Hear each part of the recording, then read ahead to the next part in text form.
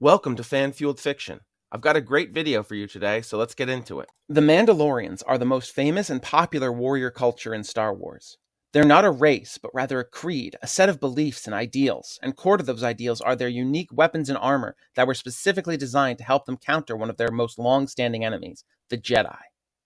From difficult-to-block slug-throwing rifles to the iconic Beskar armor, the whistling birds to the jetpack, today, we're going to cover every weapon, armor, gadget, and bit of gear the Mandalorians used, starting with the weapons. This is the way. Before we cover anything, we need to talk about Beskar. Beskar, also known as Mandalorian iron or Mandalorian steel, was a rare, extremely durable metal, an alloy in canon, a natural ore in legends, whose forging secrets were kept as a very close secret among Mandalorian armorers.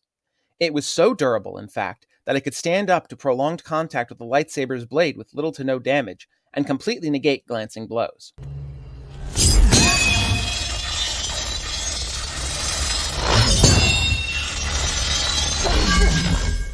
Generally forged into armor, there were a few Beskar weapons made as well, though as the Mandalorian armorer said, Mandalorian steel is meant for armor, not weapons. The reason the Mandalorians frowned upon Beskar weapons is because Beskar was one of the few things that could pierce Mandalorian iron armor, making it something that could be used against them. Mandalorians are famous for their vast arsenals, everything from pistols to rifles to blades. As Mandalorian bounty hunter Din Djarin once said, I'm a Mandalorian. Weapons are part of my religion. Weaponry is core to the philosophy of the Mandalorian warrior culture. Mandalorian heavy pistols were large blaster pistols that used a more refined gas to generate their plasma shots. Blaster bolts are explicitly not lasers. The higher quality gas meant that many Mandalorian blasters packed a lot more power per shot, and also gave them their recognizable yellowish color, as compared to blasters that used weaker, cheaper gas and produced red blaster bolts. The Weestar, Galar, and Shukar lines were all iconic production lines of blasters not intended for export off Mandalore, but very popular with Mandalorian bounty hunters, such as Jango Fett's twin Weestar 34 blaster pistols that he used during his time as a bounty hunter. Similarly, Mandalorians favored heavy blaster rifles made with superior craftsmanship and materials to withstand constant fire, and which also tended to use higher quality gas for more powerful blaster bolts. Some Mandalorians even used heavier weapons, such as heavy repeaters, the kind of firepower usually found on light vehicles. One notable heavy repeater user was the Old Republic Mandalorian mercenary Canderous Ordo, who later went on to become Mandalore the Preserver. One iconic blaster rifle used by a single Mandalorian, Boba Fett, was the EE-3 carbine, which was a custom blaster rifle modeled after the forerunners to the E-11 blaster rifles used by Imperial stormtroopers. It was light enough to be wielded one-handed, but two hands steadying the weapon increased accuracy. The Disruptor rifle is an extremely powerful weapon, outlawed on most civilized planets. A Disruptor rifle fires a powerful bolt of energy that disintegrates most human-sized or smaller targets instantly. Coupled with a scope, this can be an effective way to utterly obliterate a small enemy force before moving in for closer combat. The Mandalorian bounty hunter Din Djarin had a modified Disruptor rifle called an Ambin sniper rifle, or, more properly, an Ambin phase pulse blaster, which was a high-power disruptor rifle with a shock device attached to the muzzle so it could be used in close combat as well. It also had a rather unique ability to listen to distant sounds. The scope was even removable, allowing it to be used as a small telescope. While this rifle rose in popularity with the Mandalorian live-action series, its first appearance was in the hands of Boba Fett in 1978's The Star Wars Holiday Special. Mandalorian disintegrators were rare and expensive pistols of Mandalorian design that combined the incredible lethality of a disruptor rifle with the lightweight and ease of use of a blaster pistol. These weapons could tear through personal shielding and inflict massive damage. Mandalorian Rippers were rather unique in the Star Wars world of firearms, as instead of using energy or plasma blasts as projectiles, they were slug throwers. They fired solid projectiles, much like a real-world pistol. While this may seem less useful than a typical blaster, the projectile that slug throwers fired were considerably faster, and thus much harder for a lightsaber-wielding opponent to block, and they passed through personal energy shields effortlessly. Both disintegrators and rippers have only been seen in the Knights of the Old Republic games, and they share a model, hence the same image for both. Mandalorian flash pistols were precursors to modern blaster pistols, and were used by early Mandalorians alongside their swords and axes. Compared to modern blaster pistols, flash pistols were crude and rudimentary in both design and effect. While not a weapon in the truest sense, Mandalorian training darts were essentially paintballs fired from wrist-mounted shooters. These were used for training purposes between young foundlings, where lethal weapons would be excessive and dangerous. Finally, many Mandalorians included a single anti-vehicle homing rocket built into their jetpack. Extremely effective on vehicles, this rocket could also target large droids and could be fired into a crowd for massive damage on an enemy force. Mandalorians weren't just limited to ranged weapons, of course. Many used melee weapons to handle close combat. The Beskar was a traditional Mandalorian sword, forged from Beskar. It was a single-edged sword and was roughly the length of a grown human's arm. It was heavy and designed for short, powerful slashes like a real-world machete. Traditionally, it was paired with a Khal dagger, which would be held in the user's offhand and used for parrying. Mandalorians frequently used vibroblades, bladed weapons such as swords, daggers, and even axes that possessed a powerful ultrasonic vibration generator in the hilt. When activated, the blades vibrated at incredible speeds, increasing slicing power similar to a real-world motorized carving knife, but on a much more powerful scale. In the Old Republic era, Mandalorians would often use vibroswords with a Beskar blade or a Cortosis alloy weave, which gave the blade the ability to block and attack lightsabers, the weapon of their primary enemy, the Jedi. The Munit-Kad halberd, also known as the Mandalorian Executioner's Vibroaxe, was an ancient Mandalorian weapon with a Beskar head. One of the Knights of Ren, Aplek, used this as his primary weapon. Despite the name Munit-Kad halberd, this weapon was very clearly not a halberd, as true halberds had a sharpened spike at the tip, allowing for both stabbing and chopping. The Mythosaur axe was an ancient Mandalorian weapon named after the Mythosaur, a major focus of Mandalorian culture, which was believed to have been hunted to extinction. It had a blade made of sharpened Mythosaur bone, and while it was ceremonial in purpose, like all Mandalorian weapons, it was extremely dangerous when used in combat. It was most often seen in the hands of the leader of all Mandalorians, Mandalore. Mandalore the Indomitable was known to wield one, and Mandalore the Ultimate had a modernized version that he used during the Mandalorian Wars, though after Revan killed him, it's unknown where his axe ended up. The Blade of Beginnings was a mythical Mandalorian sword that had a cloaking shield. During the Clone Wars, a fake showed up on one of Kamino's moons, Korasa, though once it was discovered to be a replica, it was quickly abandoned. Of course, probably the best-known Mandalorian blade was the legendary Darksaber. Created around 1,000 years before the events of A New Hope, the Darksaber was a unique, black-bladed lightsaber forged by the first Mandalorian ever inducted into the Jedi Order, Tar Vizsla. As we've touched on in an earlier video discussing every lightsaber color, link in description below, the Darksaber has never been fully explained, but given what we've seen of its users, it likely has something to do with being true to yourself and knowing who and what you are. It also had a unique and oddly pleasing ethereal hum, and the sound of its swings was much higher pitched than any other lightsaber. This lightsaber was stolen from your Jedi temple by my ancestors. Prepare yourself to join them.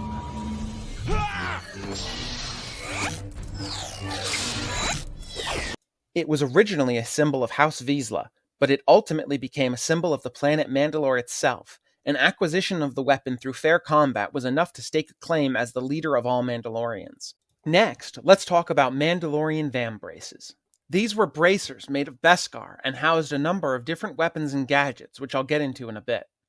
Their sturdy construction and Beskar composition meant that they could easily be used to deflect lightsaber strikes, while the hand and fingers were left uncovered to maximize manual dexterity for weapons and activating gadgets controlled by buttons on the vambraces. Dart launchers were a fairly common addition to a Mandalorian's vambraces.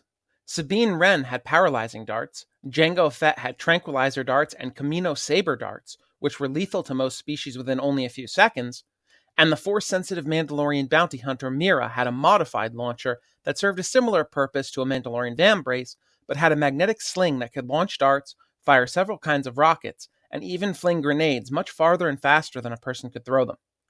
Bo-Katan Kryze had special electroshock darts that could incapacitate a target with a pulse of electricity, as well as explosive darts. The personal combat shield was a vambrace-mounted plasma shield.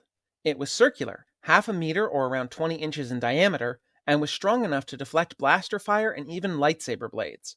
Sabine Wren had one in one of her vambraces, as did Paz Vizsla, which we see him use in a duel with Din Djarin, where it's able to block the Darksaber. Bo-Katan Kryze had one as well, which she used in tandem with the Darksaber.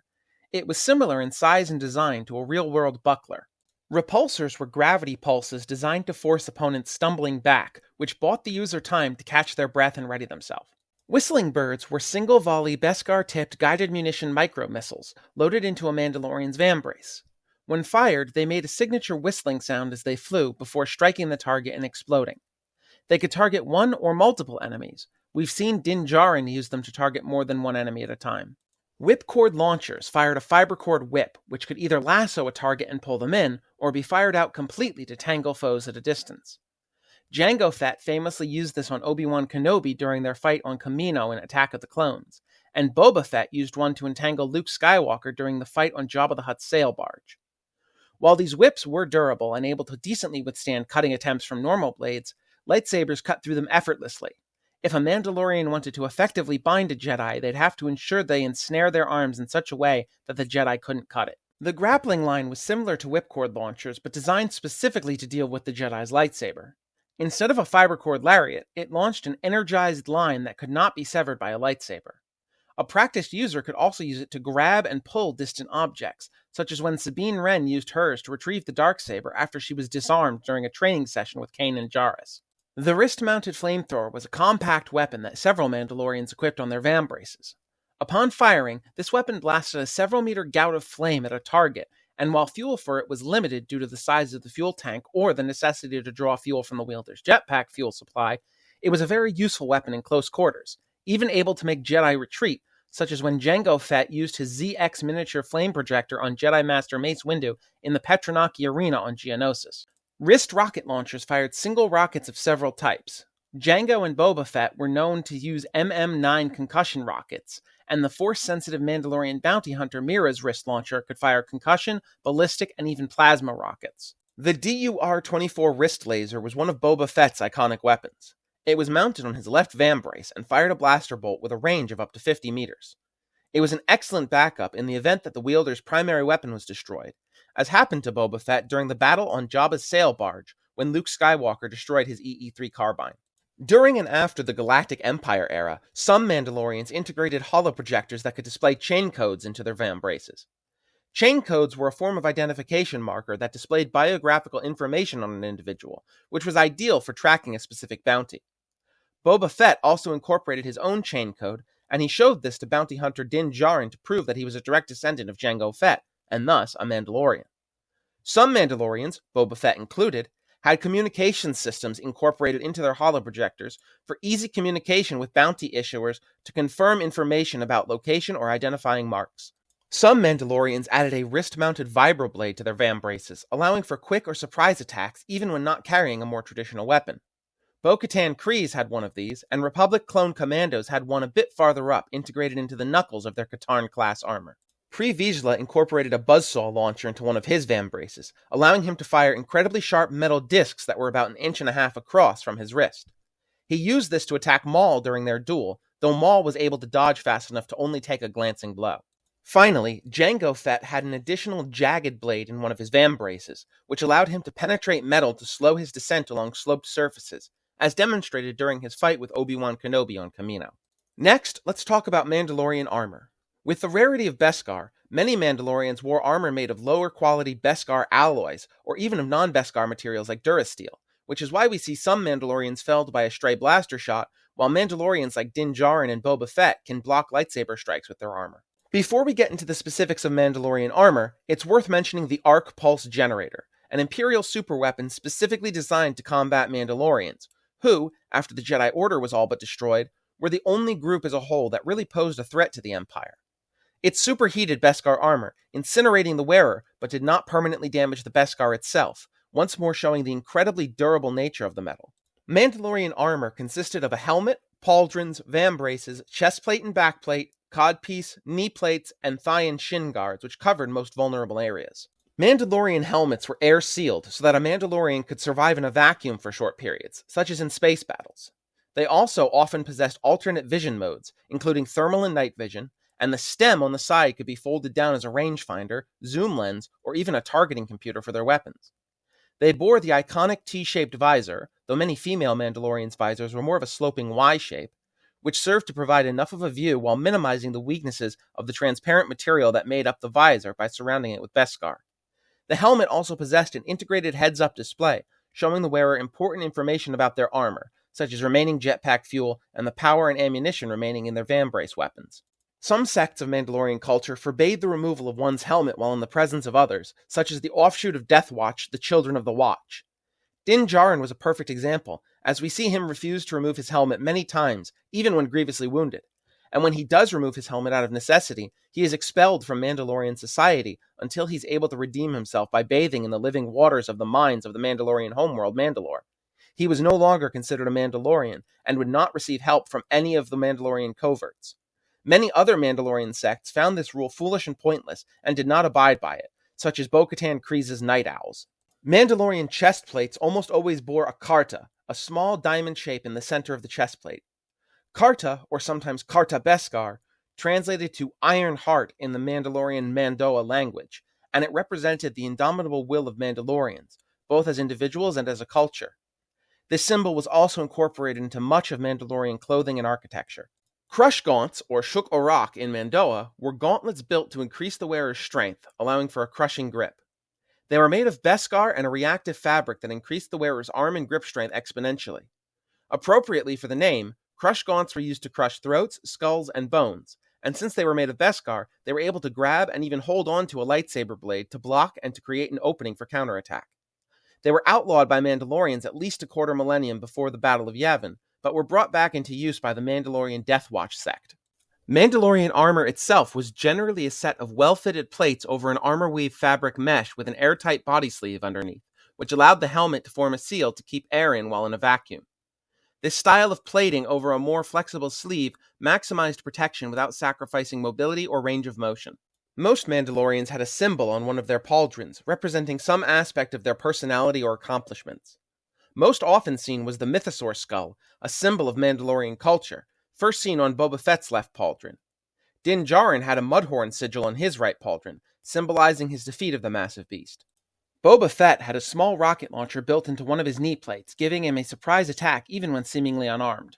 Mandalorians also often wore magnetized boots, which allowed them to stay steady on rapidly moving vehicles while keeping their arms free to use their weapons or vambraces. Most Mandalorians painted and customized their armor. Jango Fett had silver armor with blue accents, and Boba Fett repainted his armor once he inherited it from Jango, then repainted it years later once he recovered it after escaping the Sarlacc. Sabine Wren was especially known for her extremely colorful armor, which she lovingly painted to express herself during the Galactic Empire's oppressive regime, letting her bright colors stand as open rebellion against the Empire's suffocating gray shades. As of the Clone Wars, Mandalorians also wore colors on their armor to honor relatives, both dead and alive, and to symbolize things about their lives. Red was for honoring one's parent, orange was for a lust for life and battle, yellow and gold were for vengeance, green was a symbol of duty, blue was for reliability, white represented a new start, and gray symbolized that the wearer was mourning a lost love. While these are the qualities of the more popular modern Mandalorians, ancient Mandalorians had their own variations. Mandalorian Neo-Crusaders wore much heavier armor that covered almost the whole body in heavy plates. Their helmets stretched down to their shoulders, providing a much more secure seal against the vacuum of space, though they still bore the iconic T-shaped visor. Depending on rank and role, the Neo-Crusaders' armor had different colors: silver for veterans who had returned to the front lines, red for rally masters who led the charge, gold and yellow for field marshals, and blue for everyone else. The title of Mandalore was given to the strongest of the Mandalorians, and could only be claimed by defeating the prior Mandalore in single combat or slaying the one who defeated the previous Mandalore, though there have been some exceptions. The Mandalore was the supreme leader of all Mandalorians across all clans. Every Mandalore has had their own rather unique take on the typical Mandalorian armor. Some notable examples of unique Mandalorian armor worn by Mandalore were the armors of Mandalore the Indomitable, who led the clans prior to and during the events of the Great Sith War, Mandalore the Ultimate, who led the Mandalorians during the Mandalorian Wars, Mandalore the Preserver, who worked to gather the Mandalorian clans scattered after the end of the Mandalorian Wars in order to restore the glory of Mandalorians as a culture, Mandalore the Avenger, one of the only known females to take up the title, and who reigned during the Old Republic era, and Mandalore the Uniter, who re-established the Mandalorians as a solid presence after the New Sith Wars. Another unique Mandalorian armor design was that of the Armorer, who led a sect of the Children of the Watch known as the Tribe. Her helmet was a burnished gold and had small horns, perhaps harkening back to the days of Maul's rule of Death Watch. She wore fewer solid plates of Beskar than typical of Mandalorians, just a breastplate with teruges, a leather skirt to give her a better range of mobility. Rather than using typical Mandalorian weapons, she wielded her forge tools quite effectively. Finally, I'd like to discuss one of the most famous pieces of Mandalorian armor that ironically wasn't made famous by a Mandalorian, Revan's mask. The Jedi Knight Revan defied the Jedi Council's wishes and led a Jedi army against the Mandalorians. During the Mandalorian Wars, Mandalorian Field Marshal Cassus Fett led a near genocide on the Cathar people. One Mandalorian woman objected to the slaughter and was killed for speaking out. Revan arrived later and, upon touching the mask, experienced a vision of what had occurred. He donned the mask and swore to never remove it until the Mandalorians had been defeated. The mask would go on to become an icon of his time as both a Jedi Knight and a Sith Lord. The Jedi exile Mitra Surik said of Revan and the mask, "Without the mask, he looked more human. It was easier to remember he was just a man, with all the weaknesses and vulnerabilities that implied. With the mask, however, Revan was an icon, a symbol. He was the shaper of history, an individual defined by his actions rather than his thoughts, feelings, and beliefs." Next up, Mandalorian gear, starting with the jetpack. The jetpack was an iconic aspect of a Mandalorian's toolkit. Mounted on the back of the Mandalorian's armor, it was controlled through the vambraces and gave the wearer the ability to take to the skies for a tactical advantage. This exchange in Star Wars Rebels really sums up just how useful the jetpack was. Where are you going? Rao said our weapons are down. A Mandalorian with a jetpack is a weapon. While it only had fuel for a few minutes of flight, it was almost ubiquitous among Mandalorians and was indispensable during space battles to get around in the zero-gravity battlefield. Some Mandalorians could even pilot their jetpack when they weren't wearing it, such as Din Djarin. Flash charges were small devices that released a brief but incredibly powerful burst of blinding light. They were especially effective against snipers, as looking through the scope at the flash could temporarily blind the sniper, giving the user a solid opportunity to move from cover to cover or engage the sniper at range. Some Mandalorians, especially commandos during the Old Republic era, wore stealth field generators, belt-mounted devices that, when activated, would bend the light around the wearer, rendering them nearly invisible, save for a faint distortion in the air. Some more advanced models also suppressed sound, making the wearer nearly invisible and inaudible, such as the Mandalorian scout Kelborn under Mandalore the Preserver. Most Mandalorians also carried a fairly standard array of extra tools and equipment, from security spikes for picking locks, to medkits for patching up any wounds in the field, to injectable adrenal stimulants for improving their effectiveness in battle. Mandalorians didn't just go around on foot, of course, and while there isn't really one ship that all Mandalorians used, there were a few personal craft that were very iconic. Jango Fett, and later Boba Fett, used a Firespray 31 class patrol and attack craft named the Slave One. It possessed blaster cannons, laser cannons, projectile launchers, proton torpedoes, an ion cannon, concussion missiles, a tractor beam projector, and, of course, the most iconic of its weaponry, the seismic charges. Din Djarin used an ST-70 class M111 assault ship named the Razor Crest as his craft, until its destruction on Tython by a shot fired from Moff Gideon's cruiser.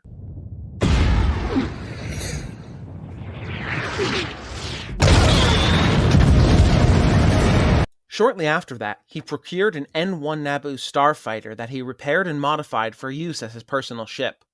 The N-1 seems to suit Din better as it's much more nimble and is excellent in a dogfight. Bo-Katan Kryze used a Gauntlet starfighter, a holdover from her days as a member of the Mandalorian extremist sect known as Death Watch.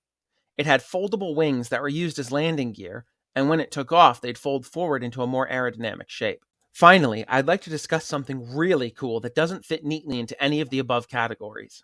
Basilisk war droids were incredibly powerful semi-sentient droids originally designed by the Basiliskans of planet Basilisk.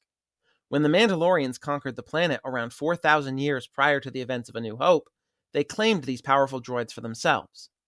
The Mandalorians called them Bes Ulic, or Iron Beasts in Mandoa, and they came to be valued as companions, much like modern humans see dogs. The Basilisk war droid was several meters in height and was armed with a full arsenal of weapons, laser and pulse wave cannons, shockwave generator rods, and shatter missile launchers. Mandalorians dropped from orbit onto planets they were invading riding basilisks at high speeds, using gravity and surprise to overwhelm and destroy their foes, often opening by targeting any communication systems to prevent the populace from calling for backup. This orbital drop, with nothing but one's armor and the droid beneath them, was often a rite of passage for young Mandalorians. After the Mandalorians' defeat on Malachor V at the end of the Mandalorian Wars, Jedi Knight Revan, who had led the charge against the Mandalorians, demanded, as part of the terms of the surrender, that all the basilisks be destroyed, though of course not all complied, and a not insignificant number of the droids survived, including in the hands of Clan Ordo, a member of which, Canderous Ordo, went on to claim the title of Mandalore the Preserver. Thanks for watching. If you liked what you saw, don't worry, there's more on the way. If you enjoyed this, please consider subscribing and leaving a like. It takes 2 seconds for you and really helps me out. See you in the next one, and remember, this is the way.